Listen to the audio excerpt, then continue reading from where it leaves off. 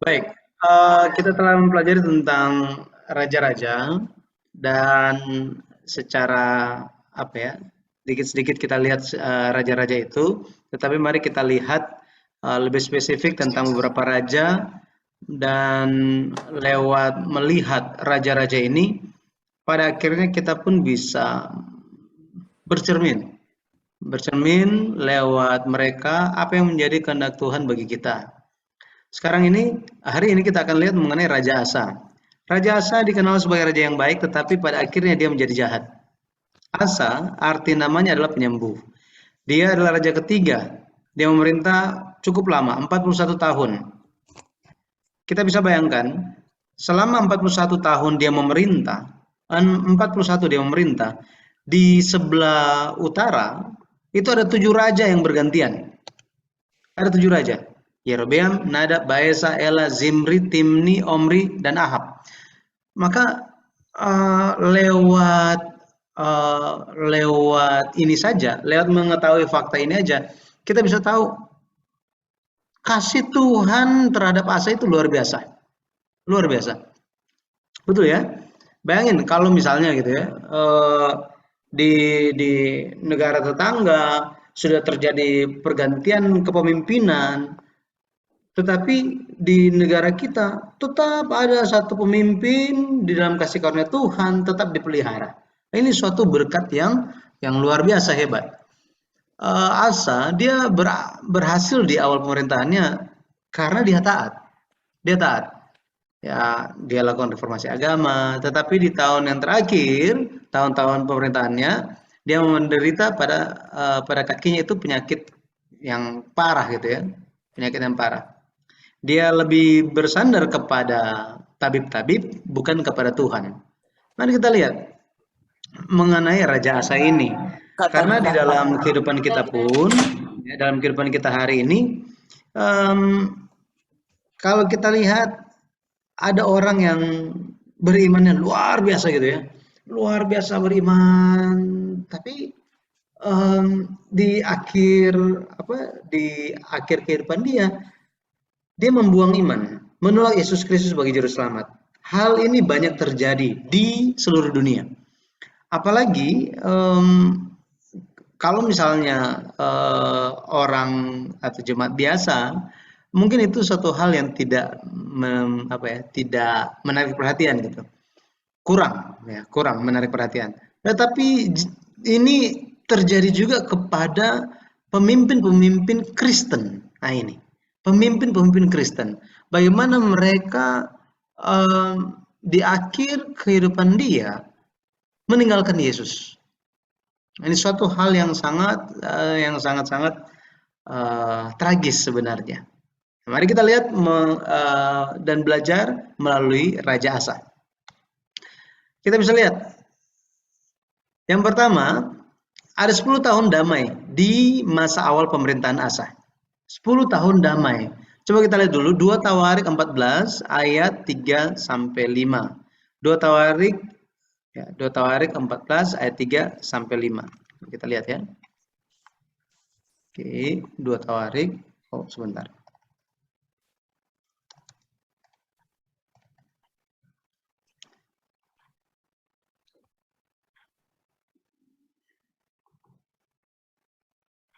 Jadi kalau kita lihat di 2 Tawarik dikatakan 2 Tawarik 14 ayat 3 sampai 5, 10 tahun di awal pemerintahan Raja Asa itu ada kedamaian yang berasal daripada Tuhan. Oke, kita lihat 2 Tawarik 14 ayat 3 sampai 5.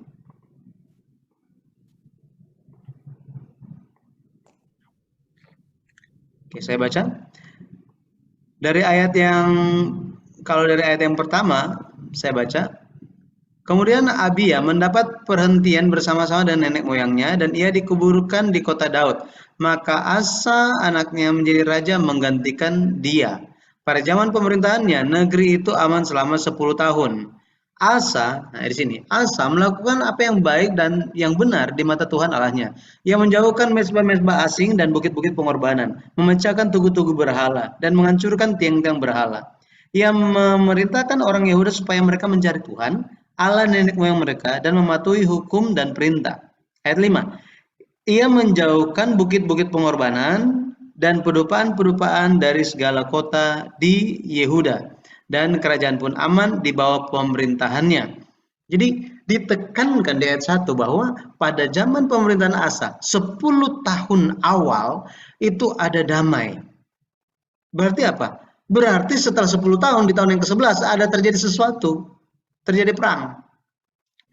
2 Tawarik 14 ayat yang ke-7 dikatakan begini. Ya, dikatakan, katanya kepada orang Yehuda, marilah kita memperkuat kota-kota ini, mengelilinginya dengan tembok beserta menara-menaranya, pintu-pintunya, palang-palangnya. Negeri ini masih, nah di sini ekspresinya ya, kita lihat. Negeri ini masih dalam tangan kita karena kita mencari Tuhan Allah kita, dan Ia mencari kita serta mengurniakan keamanan kepada kita di segala penjuru. Ini luar biasa. Jadi rahasia mereka itu ada keamanan. Asa menyadari dengan sangat-sangat baik bahwa apa? Itu gara-gara kita itu mencari Tuhan. Karena kita mencari kehendak Tuhan. Kalau kita nggak mencari Tuhan, waduh, tidak akan ada damai dan keamanan dalam negara kita. Ini kesadaran. Maka kita bisa melihat semangat dari Asa. Dia berpegang kepada kehendak Tuhan, kepada firman Tuhan. Itu luar biasa. Makanya Tuhan gak tahun-tahun curahkan berkat keamanan. Ini 10 tahun pertama di dalam pemerintahan Raja Asa. Kemudian apa yang terjadi di dalam zaman Raja Asa? Yang kedua, kalau kita lihat, dia melawan 1 juta tentara Zera dan dia menang. Oke. Di 1 Tawarik 14 ayat 8 sampai 9, Zera ini menyerang Yehuda. Kalau kita lihat perbandingan perang itu, perang antara 1 juta, ya, 1 juta, ini, saya lihat, ini, bikin perbandingannya ya, itu adalah perang antara 1 juta plus 300 kereta kuda Raja Zera dari Ethiopia ya, melawan 580.000 pasukan Raja Asa. Ini kalau kita lihat di atas kertas udah pasti kalah. Akan tetapi karena Tuhan menyertai Raja Asa, maka ada kemenangan. Pendeta Abraham Park mencatat kronologi yang terjadi dalam perang ini. Jadi perang ini berlangsung cukup lama, yaitu sekitar 4 tahun. Ya, 4 tahun mereka perang. Kalau kita lihat 1 Tawarik 14 ayat 1, coba kita lihat ya. 1 Tawarik 14 ayat 1 dikatakan di sini kan, di bagian B ya, dikatakan, maka Asa menjadi raja menggantikan dia. Pada zaman pemerintahannya, negeri itu aman selama 10 tahun. Jadi sejak menjadi raja, 10 tahun berlalu itu aman semuanya. Betul ya? Kalau kita bandingkan dengan 2 Tawarik 15 ayat yang ya, masih di 14 ya.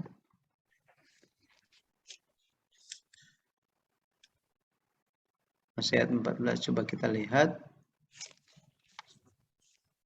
Ya, ini.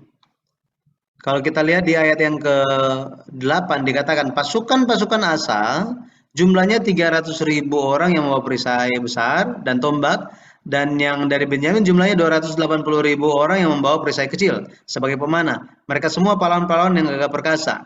Ayat 9. Zera, orang Ethiopia itu maju berperang melawan mereka dengan tentara sebanyak 1 juta orang dan 300 kereta. Ia sampai ke Maresa. Nah, seperti ini. Nah, kalau kita lihat, ya, sejak Raja Asa maju perang, sampai dia menang dan dia kembali. Ketika dia kembali, dia diperingatkan supaya nggak sombong oleh Nabi Tuhan. Itu waktu sudah berlalu 4 tahun. Sudah 4 tahun. 2 Tawarik 15 ayat yang ke-10 dikatakan begini. Bentar. 2 Tawarik 15 ayat yang ke-10.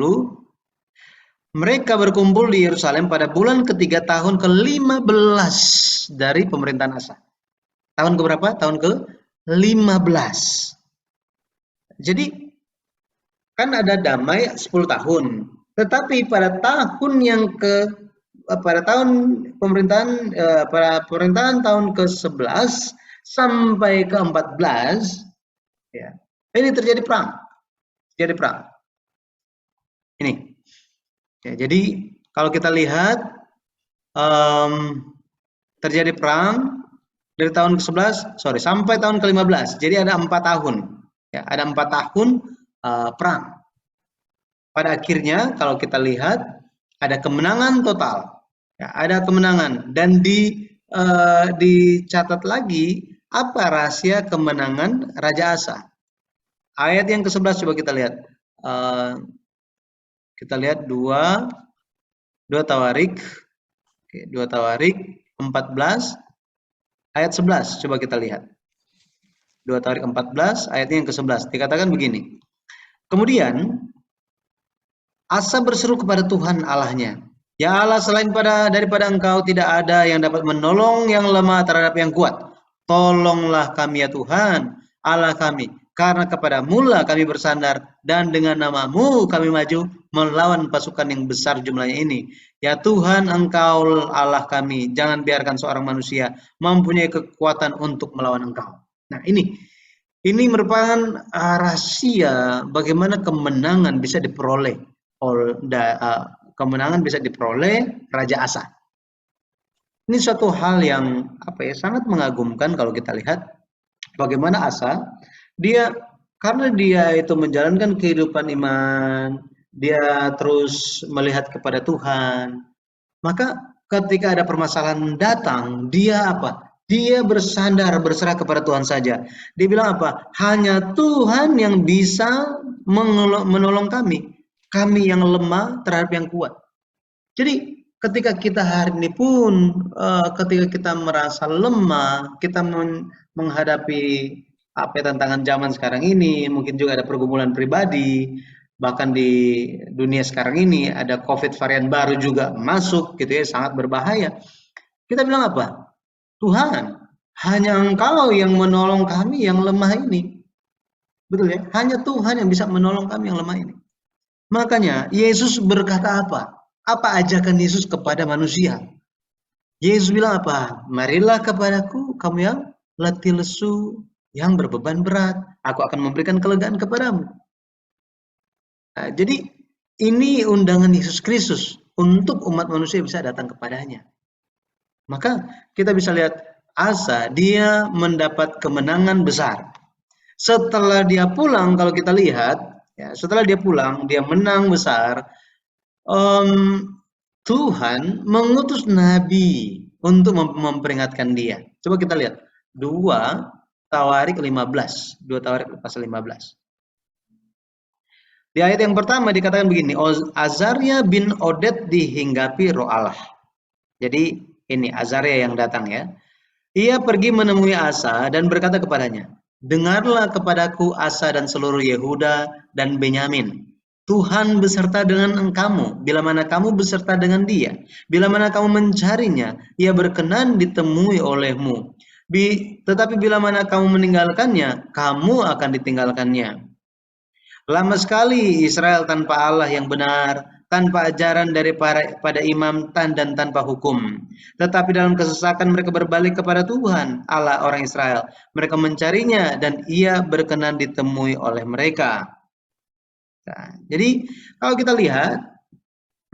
lihat di sini, teguran yang diberikan kepada Raja Asa adalah supaya Asa itu berjaga-jaga, diingatkan kembali. Jangan sampai dia itu jatuh. Ya, dia itu jatuh karena kemenangan. Karena ada banyak orang yang jatuh, banyak raja yang jatuh setelah mereka menjadi sombong.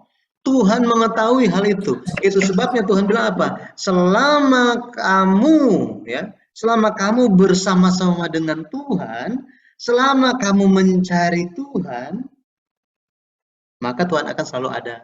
Tuhan akan memberikan kemenangan kepadamu. Tapi jika engkau meninggalkannya, kamu akan ditinggalkan. Seperti ini.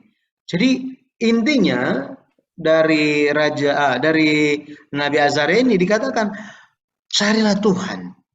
Carilah Tuhan. Ketika kita ada usaha mencari Tuhan, maka ia berkenan untuk ditemui. Saudara, ibu-ibu, ini ekspresi ini mencari Tuhan selama ia berkenan ditemui, ini diulang-ulang sampai di Perjanjian Baru, betul ya? Rasul Paulus mengatakan hal itu, penulis kitab Ibrani juga bilang begitu. Jadi artinya apa? Di sini mengajarkan kita ada waktu, ada jangka waktu yang ditentukan bahwa Tuhan itu berkenan ditemui. Ada jangka waktu. Selama jangka waktu Tuhan ini berkenan untuk ditemui, mari kita menemui Dia. Mari kita mencari Tuhan. Karena waktu ini tidak akan selalu ada. Tidak akan selalu ada. Akan tiba waktunya ketika kita mau cari Tuhan, seperti apa? Kita tidak bisa menemuinya. Kapan itu terjadi? Betul ya? Kapan itu terjadi? Itu akan terjadi pada 3,5 tahun bagian kedua. 3,5 tahun yang kedua. Kalau ibu-ibu memperhatikan, kalau mengikuti pelajaran Alkitab yang disampaikan oleh pendeta saya, pendeta David Won, setiap hari Minggu siang, di situ diajarkan kepada kita sekarang ada di mana sih? Ketika kita baca kitab Wahyu, ketika kita memperhatikan kitab Wahyu, kita itu ada di mana sih? Ada akhir zaman, di sebelah mana kita? Nah, jadi ada 3,5 tahun yang pertama.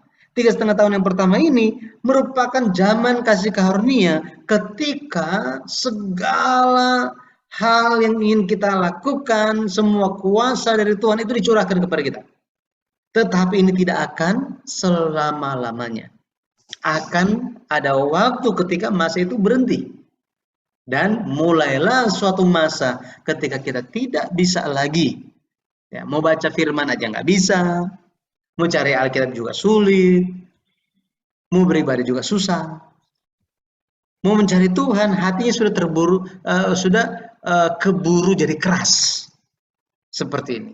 Maka di dalam masa Tuhan berkenan ditemui, marilah kita menemui Tuhan. Oke? Nah, jadi atas dasar ini kalau kita lihat Raja Asa dia tidak sombong, dia bersandar kepada Tuhan dan dia laksanakan reformasi yang berikutnya. Kalau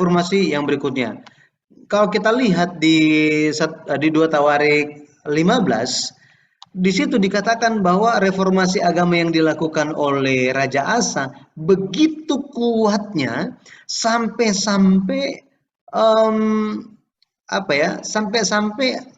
orang-orang orang-orang dari Israel Utara pun mendengar mengenai hal itu. Gitu ya, mendengar mengenai reformasi agama yang dilakukan. Makanya reformasi agama yang dilakukan oleh Raja Asa ini benar-benar luar biasa, gitu ya, luar biasa. Pada waktu kalau kita lihat pada waktu Raja Asa sementara memerintah, di zaman Raja Baesa di Israel Utara sementara memerintah juga, banyak orang-orang yang tinggal di utara itu pindah ke selatan. Mereka pindah ke selatan gara-gara hal ini. Ya. Ini yang terjadi, gitu ya. Oke. Ayat yang ke-13 dikatakan begini. Ini perintah Raja Asa. Setiap orang, baik anak-anak atau orang dewasa, baik laki-laki atau perempuan, yang tidak mencari Tuhan Allah Israel harus dihukum mati. Dahsyat ya peraturannya. Ini sangat-sangat dahsyat. Makanya jika orang Israel itu tidak mencari Tuhan, mereka bisa mati. Kenapa? Jika aturan yang tidak dibikin sekeras itu, orang-orang akan menjadi longgar imannya dan pada akhirnya bisa membahayakan satu negara. Seperti itu. Jadi, em, kita bisa bayangkan kalau misalnya peraturan ini diterapkan hari ini, ini bahaya sekali. Betul ya? Nggak datang ke gereja, dihukum mati katanya. Waduh ini. Makanya Tuhan ingin ya hari ini dengan kerelaan hati, dengan kasih di dalam kita, mari kita mencari Tuhan. Ya, begitu dahsyatnya peraturan dari reformasi agama yang dilakukan oleh Raja Asa, sampai-sampai dia pecat Ibu Suri, ya Ibu Suri kerajaan. Ya sebenarnya itu nenek dia, tetapi karena nenek dia ini sudah mengurus dia seperti, jadi itu seperti udah kayak mama sendiri gitu ya. Tetapi karena neneknya ini, Maaka ini membuat patung Asyera yang keji, pada akhirnya Raja Asa memecat neneknya itu sebagai ibu suri kerajaan. Nah,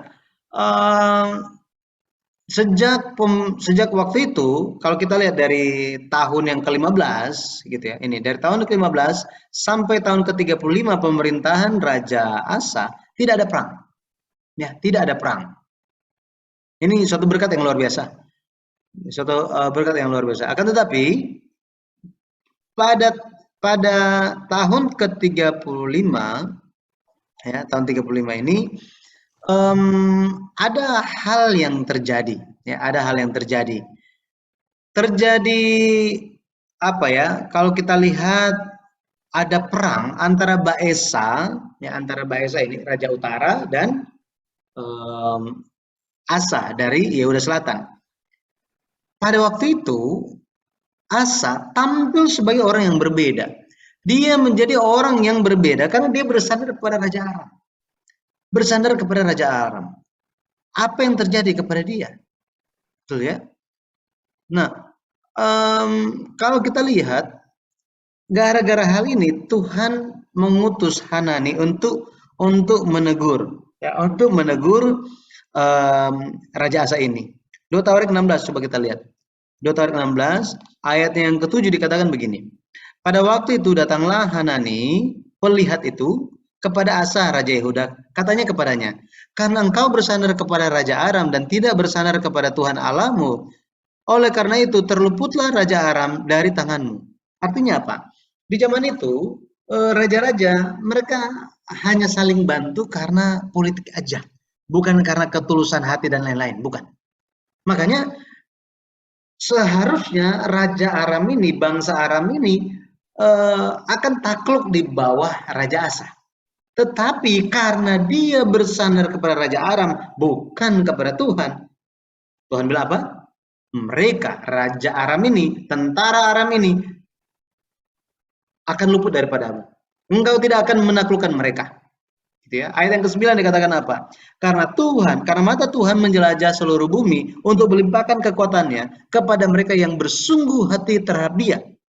Dalam hal ini engkau telah berlaku bodoh. Oleh sebab itu mulai sekarang ini engkau akan mengalami peperangan. Nah, jadi Tuhan menekankan bahwa apa? Tuhan tahu segalanya. Tuhan tahu bahkan isi hati manusia. Tuhan akan melimpahkan ya kekuatannya, kasih karunia-Nya, berkat-Nya kepada mereka yang sungguh-sungguh percaya beriman kepada Tuhan, bersandar kepada Tuhan.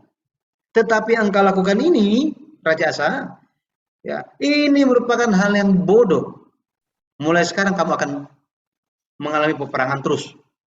Ya, jadi kalau kita lihat teguran ini sangat-sangat keras bagi Raja Asa. Tetapi seperti saya bilang tadi, saat ini muncul seorang Asa yang berbeda dari sebelumnya. Berbeda dari sebelumnya.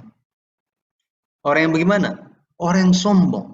Dia begitu tersinggung terhadap teguran Tuhan, dia penjarain itu si Hanani. Dipenjarakan. Yesus tidak ada seorang pun yang perlu memberitahukan tentang isi hati seseorang manusia manapun. Karena apa? Tuhan tahu isi manusia, isi hati manusia, gitu ya. Tuhan tahu isi hati manusia.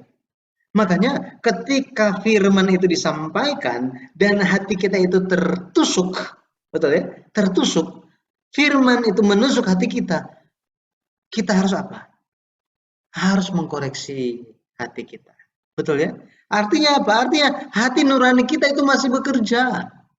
Sangat bahaya kalau misalnya hati nurani kita sudah tumpul. Ini bahaya sekali.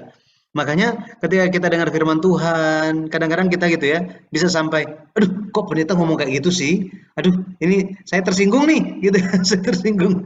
Tapi selama dia itu, hamba Tuhan itu berbicara mengenai satu hal yang harus kita rubah dari hidup kita, harus kita rubah dari dalam hati kita, maka kita harus lakukan. Kalau kita baca di kitab Wahyu, ya kitab Wahyu, coba kita lihat. Pekerjaan apa gereja di hari terakhir itu harus laksanakan pekerjaan seperti apa sih? Wahyu 11 ayat yang ketiga, coba kita lihat. Ini baru karena semalam saya ikut pelajaran Pendeta Yunduhi, Gembala Sidang kami, bahas mengenai dua saksi. Siapa dua saksi? Diberikan kuasa kepada dua saksi. Kuasa yang seperti apa sih? Nah, jadi saya ingin share ini. Saya teringat ini, saya ingin share ini.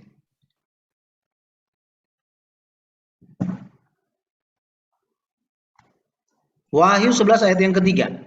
Dan aku akan memberi tugas kepada dua saksiku supaya mereka bernubuat sambil berkabung 1260 hari lamanya. Nah, di sini muncul tugas dari dua saksi Tuhan. Nah, dua saksi di sini bukanlah menunjuk kepada dua orang, bukan. Tetapi ini merupakan angka kesaksian. Jadi menunjuk kepada gereja yang menjadi saksi Tuhan. Ibu-ibu kalau belajar tentang ini nanti lihat aja ya yang hari Rabu gitu ya. Hari Rabu di GBBS Jakarta, dilihat di ibadah hari Rabu ada di situ. Nah, dikatakan tugas mereka apa? Bernubuat. Yang kedua apa? Berkabung. Berkabung di sini menunjuk kepada bertobat. Artinya apa? Mereka menyerukan firman Tuhan dengan tujuan supaya terjadi pertobatan di dalam hati manusia. Pekerjaan inilah yang harus dilakukan. Gitu ya. Tetapi kalau kita lihat pergerakan gereja-gereja sekarang itu memiliki krisis ini. Apakah mereka bernubuat sambil berkabung atau bernubuat menyampaikan firman sambil mengharapkan keselamatan secara jasmani, keselamatan dan kenyamanan secara duniawi. Kenapa? Karena ada yang menganggap begini. Keselamatan itu bukanlah berbicara tentang keselamatan yang setelah Tuhan datang, bukan. Keselamatan itu ada yang bilang begini. Keselamatan itu menunjuk kepada ketika kita nggak ada masalah. Ketika kita itu segala hal yang kita perlukan semua dipenuhi. Maka inilah keselamatan. Ini suatu teori yang salah, yang keliru. Keselamatan yang dimaksudkan oleh Tuhan itu berbicara tentang penebusan kita dan juga kita itu dipulihkan sepenuhnya dan kita kita dipenuhi dengan roh Tuhan di dalam kita. Kita menjadi manusia rohani, bukan menjadi manusia daging. Tetapi ada banyak ajaran-ajaran, khotbah-khotbah, sharing-sharing yang mengarahkan untuk Oh, yang penting kita damai, yang penting kita dicukupkan, diberkati. Jadi hanya menekankan mengenai hal-hal itu. Ingat, berkat Tuhan, mujizat Tuhan, tanda-tanda dari Tuhan itu semua kasih karunia Tuhan yang luar biasa. Akan tetapi, jika hanya berfokus kepada itu, maka akan ketinggalan. Tugasnya sudah berbeda. Istilahnya trennya sudah berbeda. Trennya sekarang adalah mempersiapkan umat Tuhan untuk masuk ke dalam 3,5 tahun yang kedua.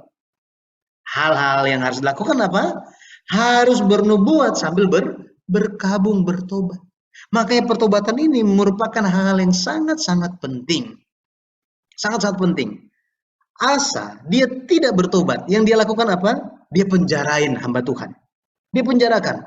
Gara-gara hal ini Tuhan berikan penyakit kaki kepada dia. Penyakit kaki.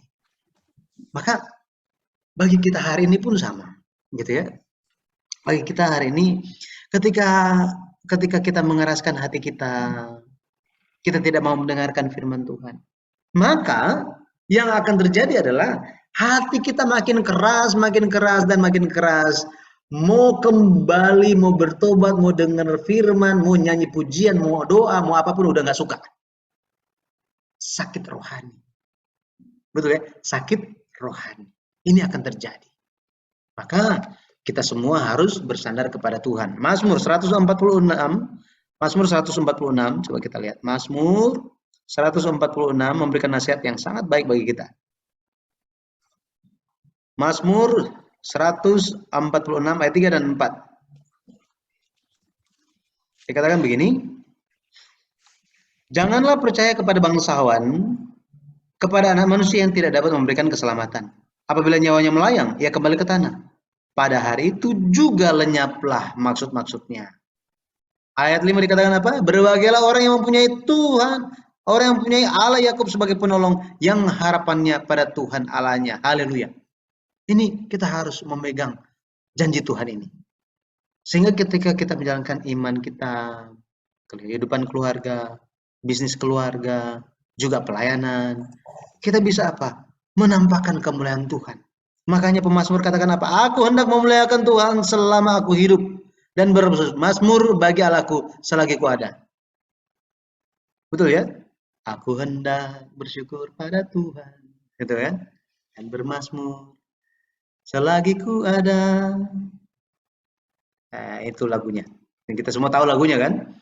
Nah, jadi kalau kita lihat, dia lupa, asal lupa terhadap kasih karunia Tuhan yang telah dia terima, bahwa dia bisa mengalahkan, ya, mengalahkan sejuta tentara. Gara-gara apa? Bergantung kepada Tuhan. Ini kasih karunia yang luar biasa.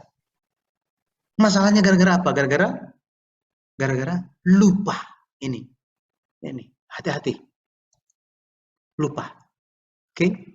Lupa Tuhan. Ini sangat-sangat bahaya. Ya. Lupa Tuhan. Makanya untuk nggak lupa gimana? Kita baca firman, sore-sore seperti ini, melawan rasa ngantuk, ditemani dengan kopi, kita dengar firman, untuk saling mengingatkan, tuh ya. Kita hari Minggu kita beribadah, ya ini merupakan suatu kasih karunia Tuhan. Ingatlah semua hal itu agar kita apa? Kita ingat lagi. Nanti ibu-ibu kalau baca buku yang kedua dikatakan situ, judulnya gitu ya, seri sejarah perusahaan yang kedua, pertemuan yang terlupakan. Pertemuan yang terlupakan.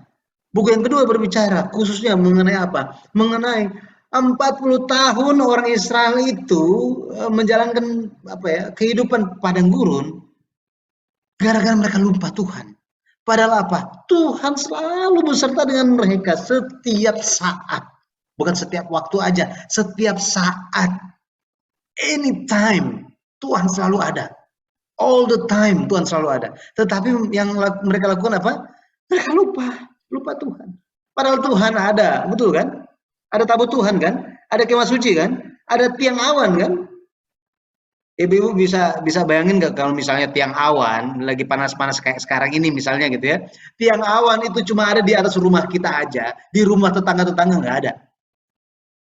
Dan itu simbol penyertaan Tuhan. Semua orang sangat kaget, wah ibu itu sangat diberkati ya. Itu Tuhan beserta dengan dia. Waduh, saya harus percaya seperti ibu itu. Nah, kita harus apa? Harus ingat. Itu semua membuat kita ingat. Tetapi banyak kali manusia lupa. Nah, Tuhan memberikan penyakit kaki kepada Raja Asa itu pada tahun ke-39. Apakah dia langsung mati? Enggak. Dia mati apa? Pada tahun yang ke-41 dia mati. Berarti ada apa? Ada 3 tahun untuk apa? Untuk Asa diberikan kesempatan bertobat. Bayangkan, 3 tahun untuk bertobat. Tetapi dia tidak mencari Tuhan. Seperti yang dulu-dulu. Dia hanya apa? Mencari tabib-tabib aja. Oke, kita baca. 2 Tawarik 16, 12 sampai 13. Pada tahun ke-39 pemerintahannya, Asa menderita sakit pada kakinya yang kemudian menjadi semakin parah. Namun dalam kesakitannya itu ia tidak mencari pertolongan Tuhan, tetapi pertolongan tabib-tabib. Kemudian Asa mendapat perhentian bersama-sama nenek moyangnya. Ia mati pada tahun ke-41 pemerintahannya. Jadi kalau kita lihat di sini, penyakit kaki itu apa? Itu terjadi kepada dia. Untuk Asa bergantung, berbalik, bergantung kepada Tuhan. Dia harus bertobat, bergantung kepada Tuhan. Tapi yang terjadi, dia bergantung kepada Raja Aram, kemudian dia bergantung kepada tabib-tabib. Ini yang terjadi. Ya, maka kalau kita lihat gitu ya, kesempatan itu diberikan. Kesempatan itu diberikan kepada anak-anak Tuhan. Bukannya Tuhan itu ya begitu aja gitu ya. Sebagai kesimpulan coba kita lihat 2 Petrus 2 ayat 5. 2 Petrus 2 ayat 5. 2 Petrus 2 2 Petrus 2 ayat yang kelima. Dikatakan begini. Dan jikalau Allah tidak menyayangkan dunia purba, tetapi hanya menyelamatkan Nuh, pemberita kebenaran itu, dengan 7 orang lain, ketika ia mendatangkan air bah atas dunia orang-orang yang fasik. Nah, kita tahu kan, waktu air bah terjadi, yang selamat hanya 8 orang, yaitu Nuh dan 7 anggota keluarganya, gitu ya, hanya 8. Nah, sekarang coba kita lihat. Nah, coba kita lihat.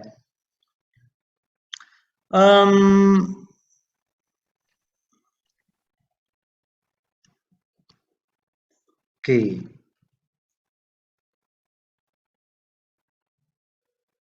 Di Kejadian, kalau kita lihat Kejadian 5, Kejadian 5 ayat yang ke-32, di sini dikatakan bahwa Nuh berumur 500 tahun.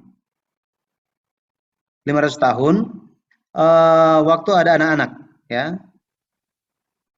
Jadi 500 tahun anak-anaknya lahir. Anak-anaknya lahir. Jadi kayak Sem, Ham, Yafet. Ini lahir. Oke. Kemudian kalau kita lihat di Kejadian 7, coba kita lihat ya. Kejadian 7 ayatnya yang ke-11.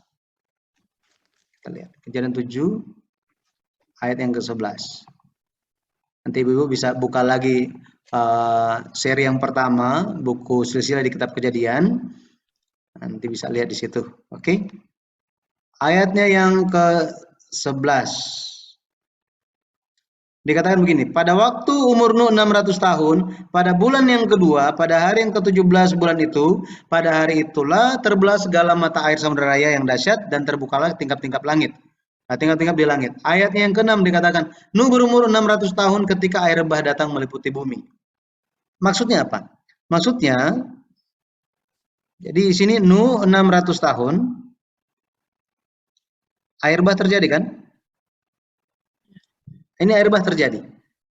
Artinya apa? Artinya ada jangka waktu sebelum air bah itu terjadi. Sekarang, kapan perintah untuk membangun bahtera itu diberikan kepada Nuh? Coba kita lihat. Kejadian pasal 6 ayat 18. Kejadian 6 ayat 18 dikatakan begini. Kejadian 6 ayatnya yang ke-18. Kalau ayat 14 kita lihat di situ dibilang buatlah sebuah bahtera. Nah, kemudian ayat 18 dibilang apa?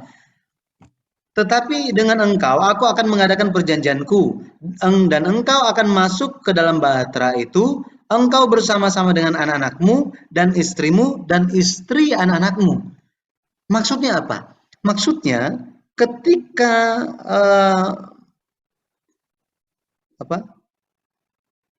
membangun bahtera dibangun,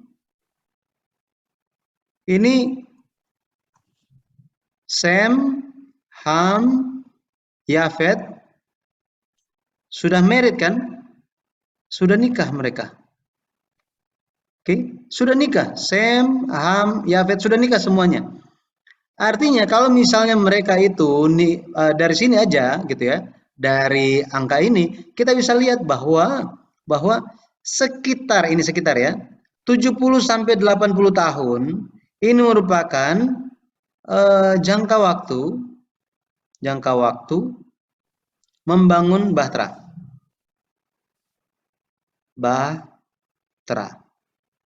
Jangka waktu membangun Bahtera. Maksudnya apa? Maksudnya 2 Petrus, jadi sini bilang 2 Petrus 2 ayat yang kelima, di sini bicara bahwa Nuh pemberita kebenaran. Pemberita kebenaran artinya apa? A preacher of righteousness. Berarti dia seorang pengkhotbah. Pengkhotbah kebenaran, menyampaikan firman. Firman apa? Firman penghakiman. Betul ya? Firman penghakiman. Ini juga merupakan firman apa? Firman penyelamatan. Betul kan? Jadi apakah Nuh dia hanya menyimpan rahasia untuk keselamatan untuk diri dia sendiri dan keluarganya? Enggak. Dia sampaikan kepada banyak orang. Tetapi orang bilang apa? Ah, itu opa-opa gila. Nah, ngomongnya itu lagi. Aduh, lihat tuh di atas tuh. Masih panas kayak gini. Aduh, lihat itu keluarganya aneh sekali. Itu tuh aneh sekali tuh. Ya, lihat mereka tuh ibadah, terus ya belajar Alkitab, biasa aja lah jadi orang Kristen. Kok kayak gitu-gitu amat gitu loh. Tuhan masih lama mau datang, percaya deh. Aduh, sampai begitu. Jadi kalau kita lihat ada jangka waktu, makanya banyak yang mengatakan di ayat kejadian 6 ayat yang ketiga, kejadian 6 ayat yang ketiga mengenai 120 tahun, ini bukan jangka waktu pembangunan Bahtera, bukan. Pembangunan Bahtera. Ahli teologi ada yang bilang ini merupakan jangka waktu tunggu. Ini. Ada yang bilang begini. Jadi yang pasti 120 tahun itu bukanlah jangka waktu pembangunan Bahtera. Karena ini yang tadi. Ya, umur 500 tahun baru lahir anak. Ya, dapat anak. Nanti secara khususnya ada 502 gitu ya dan seterusnya. Air bah datang 600 tahun. Itu aja dikurangin udah 100 tahun. Nah, dikatakan bahwa perjanjian itu atau Bahtera itu dibangun ketika Sem, Ham, Yafet itu sudah menikah semuanya, belum dapat anak tapi ya, sudah menikah, artinya apa? Artinya pembangunan Bahtera itu hanya sekitar 70 sampai 80 tahun. Jadi apa yang dimaksud dengan angka 120 tahun yang sering dibicarakan oleh ahli-ahli teologi ya, pendeta-pendeta besar bahwa 120 tahun itu yang muncul di Kejadian 6 ayat 3, itu menunjuk kepada jangka waktu pembangunan Bahtera. Nah, itu menunjuk kepada, ada yang bilang gitu ya, ini menunjuk kepada jangka waktu Tuhan menunggu. Tuhan menunggu. Oke. Nah, padahal apa? Tanda sudah diberikan kalau kita lihat. Tanda sudah diberikan. Tandanya siapa? Metusalah. Ini, Metusalah. Oke, ini mungkin masih ada yang ingat ini ya. Ada yang namanya Henok. Henok ini dapat anak siapa? Metusalah. Kemudian Metusalah ini dapat anak namanya Lamek. Lamek ini dapat anak namanya Nuh. Betul ya? Sekarang Henok ini diangkat ke surga kan? Dia diangkat ke surga Henok ini. Tetapi kalau kita lihat salah satu yang terkenal mengenai Henok ini di Kejadian 5 ayat 21 sampai 24, dikatakan bahwa Henok itu hidup berjalan atau bergaul atau berjalan bersama dengan Allah. Sejak kapan? Sejak Metusalah lahir. Arti nama Metusalah itu apa? Jika dia mati, akhir dikirim. Ketika Metusalah mati, di usia usia 9 tahun, apa yang terjadi waktu itu? Waktu itu Nuh umur berapa? Nuh umur 600 tahun.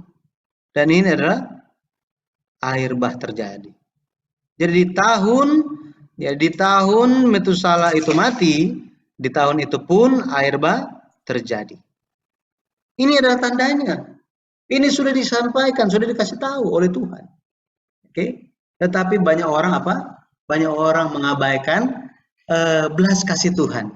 Jangka atau masa tunggu, masa waktu Tuhan berkenan. Ini mereka abaikan. 120 tahunnya di mana, Pak? Lamanya. Gitu ya. Sorry, Asa Pak. 3 tahun lamanya Tuhan tunggu tetapi tidak bertobat, pada akhirnya dia mati dalam dosanya. Jadi hari ini pun kita semua telah memulai dengan iman yang baik. Mari kita tetap berjaga-jaga sampai akhir. Amin. Amin. Pak Yudi, Pak Yes. Yudi. Maaf, Pak, 120 tahunnya di mana, Pak? Hah? 120 tahunnya yang tadi dikatakan jangka waktu tunggu. Itu menurut ahli-ahli teologi ya, Ibu. Oh. Menurut, makanya saya bilang tadi, menurut ahli-ahli teologi ya, itu hanya sebagai jangka waktu tunggu saja. Katanya begitu. Gitu. Oke, itu di Kejadian 6 ayat 3. Karena ayat ini, Kejadian 6 ayat 3 ini sering digunakan orang sebagai, oh itu adalah jangka waktu pembangunan Bahtera. Tapi ini tidak tepat. Ya, tidak tepat. Jangka waktu pembangunan Bahtera itu hanya sekitar 70 sampai 80 tahun. Ya, tadi kita hitung cepat tadi kan.